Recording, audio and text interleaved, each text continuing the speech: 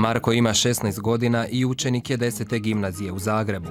Od školskih klupa draže mu je samo kuhinja.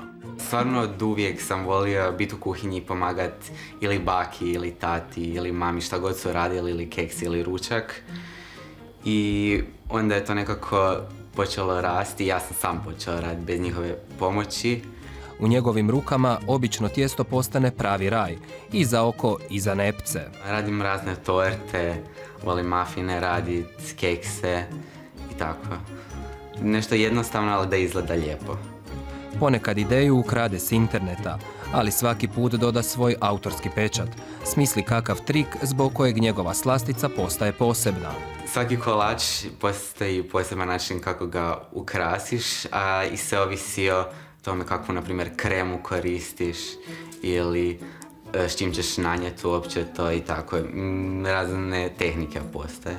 Ja sam perfekcionist i stvarno uzmem si vremena i ništa, to je to. Samo trebaš biti pažljiv i polako raditi i voli to što radiš. Kaže, kada je bio mali, želio je biti glumac, no zbog slatke ljubavi promijenio je mišljenje.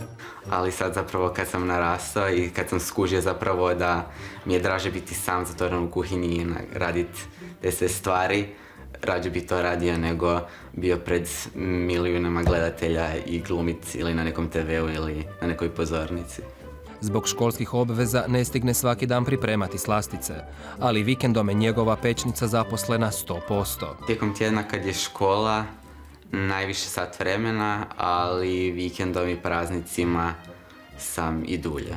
I po 3 sata i tako. Za svoj rođendan sam radio svoju tortu i ukrašavao sam je jedno 4 sata, a i priprema je trajala barem 3 sata, tako da sam 7 sati potrošio na to. Njegove ruke ne mijese samo tijesto za kolače. Vikendom najviše volimo neki kruh ili nešto i onda se ja rano probudim i to izmijesim i ostavim da se diže i da kad se svi drugi probude da onda imamo topli kruh. Marko ima i svoju stranicu na kojoj objavljuje sve recepte, i to na engleskom jeziku. U njegovim slatkim receptima postoji jedan stalni sastojak. Pa ja najviše volim čokoladu, mislim da ne možeš protiv toga, ali volim i eksperimentirati s okusima. A kad je čokolada, mislim s čokoladom možeš sve, pa čokolada i naranča, to mi je jedno od najdražih, ili čokolada i banana i tako.